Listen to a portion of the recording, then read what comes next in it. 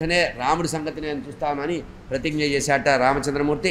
అదే రావణాసురుడు ప్రతిజ్ఞ చేశాట. ఎవరి వల్ల అయితే నీకు పరాభవం జరిగిందో వారి సంగతి నేను చూస్తాలే, బాధపడకు, వెళ్ళు అన్నట్ట. ఇంటికి వెళ్ళిపోమన్నట్ట. సరే, ఈ మాట తన మనసులో ఉన్న బాధ చెప్పుకుంది కదా అని వెంటనే ఏం చేసిందిట, శూర్పణఖ తన దారిని వెళ్ళిపోయిందట. రావణాసురుడు లోపలికి వెళ్ళిపోయాట. ఆ తర్వాత మర్నాడు పొద్దున్నే ఎవరికీ చెప్పకుండా, దొంగ చేసేది అదవ పని కదా, అందుకని చెప్పి ఎవరికీ చెప్పకుండా మెల్లిగా బయలుదేరి మారీచుడి దగ్గరికి వెళ్ళాట. ఎందుకు, ఇంతకుముందు మారీచుడు వద్దురా బాబు చచ్చిపోతావు అక్కడికి పోతే అన్నాడే, ఆ మారీచుడైతేనే నా కార్యం చేయగలడు, చీచా అన్నా కూడా. అందుకనే ఏం చెప్తారంటే, ఎవడైతే పిచ్చిగా ఉన్మాది అయి ఉంటాడో వాడికి సిగ్గు శరం ఉండదు, మానావమానాలు ఉండవుట. కామాతురాణం నా సుఖం నా నిద్ర నా లజ్జ, సిగ్గు శరం మానం మర్యాద ఏమీ ఉండదుట. ఏమిది, ఈ అహంకారము సౌందర్యం మీద పిపాస ఉన్నవాడు.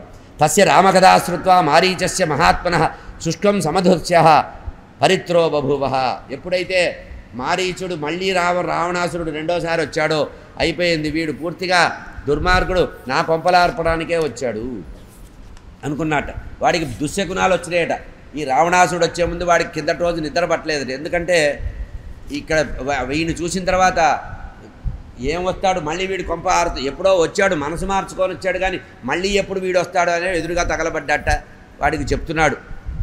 ఇప్పుడు మారీచుడి యొక్క పరిస్థితి ఎట్లా ఉందంటే, రామచంద్రమూర్తి యొక్క పరిపూర్ణ అనుగ్రహం పొందడానికి సిద్ధంగా ఉన్నాడు.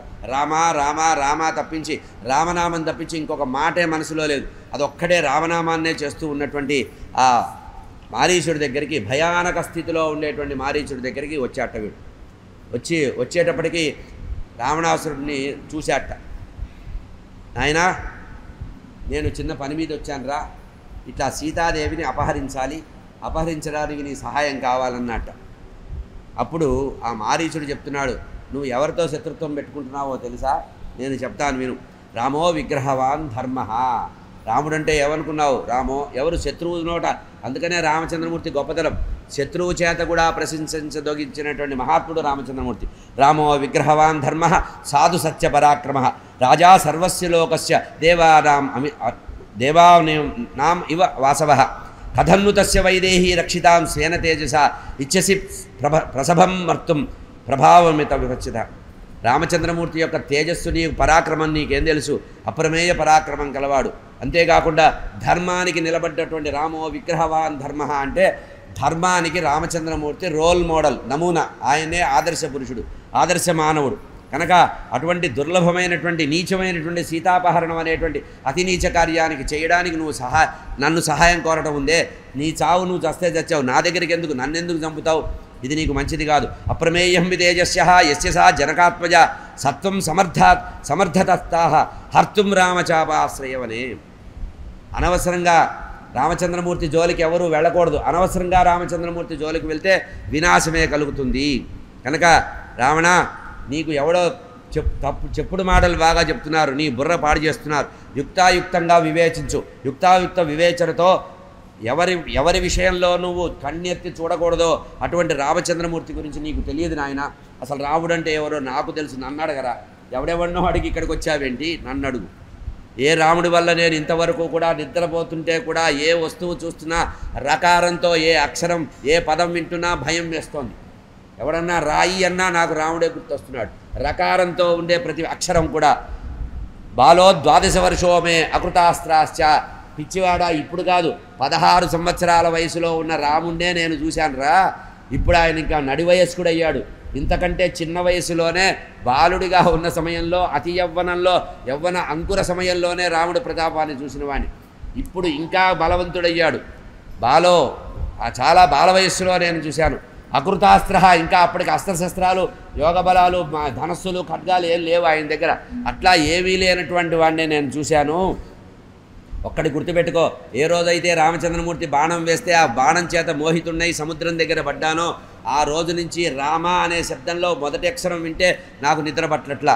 వృక్షే పశ్యామి చీరకృష్ణాజనాంబర గృహీత ధనుష రామం పాశహస్తమివాంతక అభిరామ సహస్రాణి భీత పశ్యామి రావణ రామభూతమిదం సర్వం అరణ్యం ప్రతిభాతి మే.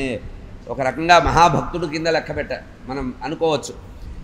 నాకు రామచంద్రమూర్తి అంటే ఎంత భయం పట్టుకుందంటే, నారచీరలు ధరించినటువంటి రామచంద్రమూర్తే కళ్ళు మూసుకున్నా తెరుస్తున్నా కనబడుతున్నాడు. ఇదేమిటండి నారచీరలు కట్టుకున్నవాడు ఎట్లా కనబడతాడు రాముడు అంటే, ఇంతకుముందు చూసినప్పుడు రామచంద్రమూర్తి నారచీరలు ధరించలేడు, పట్టు వస్త్రాలు ధరించున్నాడు. అంటే అర్థం ఏంటంటే, దండకారణ్యంలోకి వచ్చినప్పుడు కూడా ఈ మారీచుడు అరణ్యంలో తిరుగుతూ వీడికి ఎప్పుడు లేడి వేషంలో తిరిగే అలవాటు ఉందిట. ఈ వీక్నెస్ తెలుసుకొనే రావణాసుడు ఆ వేషం అడిగాడు. మనం పొరపాటు ఎప్పుడైనా చిన్నగా చిలిపిగా తప్పులు చేస్తే ఆ తప్పులే మన మీదకి వస్తాయి. చిన్న దొంగతనాలు చేస్తే పోలీసు వాడు ఎప్పుడు ఏ దొంగతనం జరిగినా ఫస్ట్ మన్ని పట్టుకుపోతాడు. ఓల్డ్ కేడీగాళ్ళ లిస్ట్ ఒకటి ఉంటుంది కదా, వెంటనే మన్ని పట్టుకుపోతాడు. అట్లాగే వీడికి ఒక అలవాటు ఉండేదిగా, అప్పుడప్పుడు కూడా మాయామృగ వేషంలో వచ్చి అడవిలో తిరిగేటప్పుడు ఈ రామచంద్రమూర్తి ధనస్సు పట్టుకొని సీతారామ లక్ష్మణుడు వెళ్తుంటే అమ్మో రాముడు వచ్చాడని వెంటనే పారిపోయేవాట. అందుకని ఏం చేశాడు, వృక్షే పశ్యామి. ఆ తర్వాత ఏ చెట్టు పొదల్లో చూసినా రాముడే కనబడుతున్నాడు. ఎట్లా కనబడుతున్నాడు, చీరకృష్ణావజరామరావు, కృష్ణాజినాన్ని ధరించి వీపు మీద కింద వస్త్రాన్నేమో నారచీరలు ధరించినటువంటి ధనుస్సుని చేతిలో పట్టుకున్నటువంటి పాశహస్తుడు, యమపాశాన్ని చేతిలో పట్టుకున్న యమధర్మరాజులాగా కనబడుతున్నాడు. అపిరాప సహస్రాన్ని, ఈ అరణ్యంలో చెట్లకుండే ఆకులు కూడా రాముడుగానే కనబడుతున్నాడు. చివరికి నాకేమైంది, రామభూతం, దయ్యం పట్టినవాడు ఎట్లా అయితే చూసి దర్చుకుంటాడో రామభూతం ఆవరించింది నన్ను. అరణ్యం ప్రతిభాతిమే, ఈ దండకారణ్యం మొత్తంలో కూడా చూసి తట్టుకోలేక ఈ దండకారణ్యంలో ఉండకూడదని ఈ సముద్రం ఒడ్డున చిన్న గుడి చేసుకొని ఇక్కడ తపస్సు చేసుకొని రాముడికి చస్తే కంటపడకూడదని అంటే, ఇప్పుడు నన్ను చంపడానికి తీసుకెళ్తున్నావురా నాయనా, నీకు పుణ్యం ఉంటుంది. ఇంతేకాదు గుర్తుపెట్టుకో, ఎవడైనా నాతో మాట్లాడుతున్నప్పుడు రకారాన్ని ప్రయోగిస్తే భయపడుతున్నాను. రణే అంటే రాముడు గుర్తొస్తున్నట్ట. రణే రామేణ యుద్ధస్వ క్షమాం మాకురు నాయనా నతే రామకథా కార్య యది మాం ద్రష్టుమిచ్చసి. నీకు ఓపిక ఉంటే వెళ్ళి యుద్ధం చెయ్యి. నువ్వొక్కడు యుద్ధం చేసి ఆయన ఎదుర్కో, దమ్ముంటే.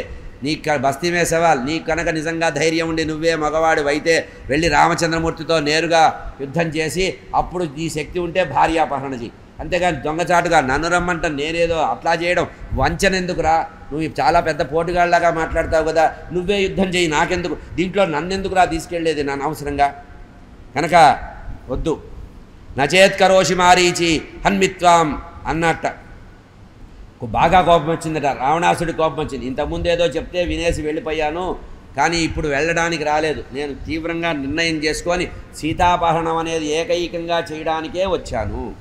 ఒక విషయం గుర్తుపెట్టుకో, నువ్వు నేను అడిగినట్లుగా మాయావేషంలో వెళ్ళి సీతాదేవిని మోహించి దూరంగా రామచంద్రమూర్తిని తీసుకొచ్చేటట్టు చేస్తావా, చెయ్యి, లేకపోతే చంపేస్తా. నువ్వు నా మాట వింటే నువ్వు అడిగింది ఇస్తా, లేకపోతే నేను చంపేస్తా. ఇంతే, నీకు రెండే ఆప్షన్స్, రణమా మరణమా. చేస్తే రామచంద్రమూర్తి నాకు సహాయం చెయ్యి, లేకపోతే చావు. ఏతత్కార్యం అవశ్యం, ఈ రెండిట్లల్లో ఒకటి తప్పదు. కనుక నువ్వు నా వంట రావాల్సిందే. మాం నిహత్యురామోసా, వాడు అనుకున్నట్ట వీడేమో నన్ను చంపేటట్టే ఉన్నాడు. ఈ దుర్మార్గుడి చేతిలో చచ్చిన దానికంటే ఆ పరంధాముడి చేతిలో చస్తే మోక్షమైనా వస్తుంది. కనుక ఆయన చేతిలోనే చావాలి. కర్మగాలింది పో, నీకు నాకు ముడింది. రావణ చెప్పొచ్చావా లంకలో, ఇదే లాస్ట్ డేట్ నీకు, నీ వైభవం పోతోంది. నేను మళ్ళీ ఈ ఆశ్రమాన్ని చూడను, నాకు చూసే అవకాశం నువ్వు కలిగించట్లేదని ఆ రకంగా నైవాత్వమభినాహం వై నై లంకా వరాసన. నాయనా ఓ రావణ, గుర్తుపెట్టుకో, బాగా గుర్తుపెట్టుకో, నన్ను మాయారూపంలో సహాయం చేయమనేటువంటి నువ్వు కోరుతున్నావు కదా, ఈ సహాయం కనుక నేను చేస్తే నేను లేను. ఇక నేను వెళ్ళిపోయిన తర్వాత ఈ లంక లేదు, లంక వెళ్ళిపోయిన తర్వాత నువ్వు లేవు, నువ్వు వెళ్ళిన తర్వాత నీ రాక్షసులు లేరు. ఇంకా రాక్షస జాతి అనేది భూమి మీద లేకుండా నువ్వు మొత్తం మహాసంకల్పం చేసావు. నీ మహాసంకల్పంలో నువ్వు చేసేటువంటి యజ్ఞంలో అందరం వెళ్ళిపోతాం. రేపో మాపో అందరూ వెళ్ళిపోయావు.